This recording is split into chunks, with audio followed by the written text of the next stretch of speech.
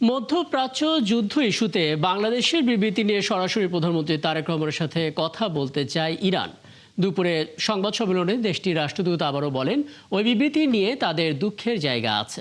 এদিকে হরমুজ প্রণালীতে আটকে পড়া ৬ বাংলাদেশি জাহাজ ফেরাতে সহযোগিতার আশ্বাসও দেন ইরানের রাষ্ট্রদূত। আরও জানাচ্ছেন নাদিয়া শারমিন। মধ্যপ্রাচ্য যুদ্ধ পরিস্থিতির মধ্যে হরমুজ প্রণালীর নিয়ন্ত্রণ নিজের হাতে রেখেছে ইরান। ড্রোন হামলার ভয়ে চলতে পারছে না অনেক দেশের জাহাজই। এখানে আটকে পড়েছে বাংলাদেশি কয়েকটি জাহাজও।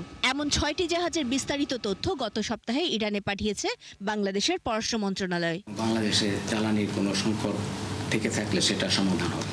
সংবাদ সম্মেলনে ঢাকায় নিযুক্ত ইরানের রাষ্ট্রদূত বলেন, এসব জাহাজ ফেরাতে সর্বাত্মক সহযোগিতা করবে তার দেশ। ইরানের জাতীয় নিরাপত্তা কাউন্সিল সেটার অনুমোদন দিয়েছে এই জাহাজগুলোকে সহায়তা করার, কিন্তু এই জাহাজগুলোর যে স্পেসিফিকেশন সেটা একদম পুঙ্খানুপুঙ্খানুভাবে আমাদের হাতে না আসার কারণে আমরা সেটাকে আইডেন্টিফাই করতে পারিনি এখনো।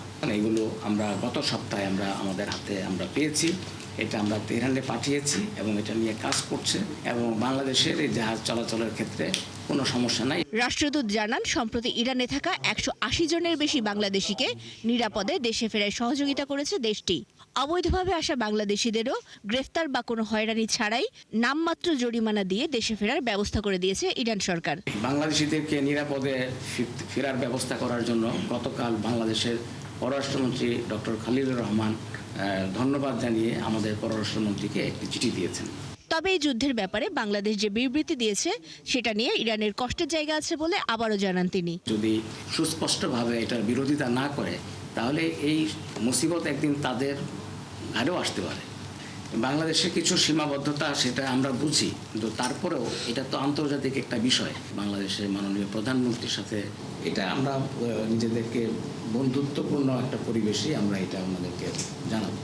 মার্কিন যুক্তরাষ্ট্র ইরানকে ১৫ দফা প্রস্তাব সহ চিঠি পাঠালেও তার উত্তর বা তাদের সাথে কোনো রকম আলোচনা হয়নি বলে জানান রাষ্ট্রদূত। তবে পাকিস্তান, তুরস্ক, মিশর সহ যারা মধ্যস্থতার চেষ্টা করছে তাদের ধন্যবাদ জানান তিনি। আমেরিকার প্রেসিডেন্ট এই পর্যন্ত ১১২-এরও বেশি বিজয়ী হিসাবে নিজেকে সকালে ঘোষণা করে যে আমরা বিজয়ী হয়েছি, আবার দুপুরে ঘোষণা করে যে আমরা আলোচনা চালিয়ে যাচ্ছি, তবে জানি না আমরা কার সাথে আলোচনা করছে, আবার রাত্রে বলে যে আমরা সব ধ্বংস করে দেব। জাতিসংঘের শান্তি প্রতিষ্ঠার উদ্যোগকে স্বাগত জানালেও তিনি বলেন, নিরাপত্তা পরিষদের গঠনটি আসলে ঠিক নেই। তাই জাতিসংঘ আসলে শক্তিশালী দেশগুলোর হাতিয়ারে পরিণত হয়েছে বলে অভিযোগ তার। নাদিয়া শারমিন, ৭১, ঢাকা।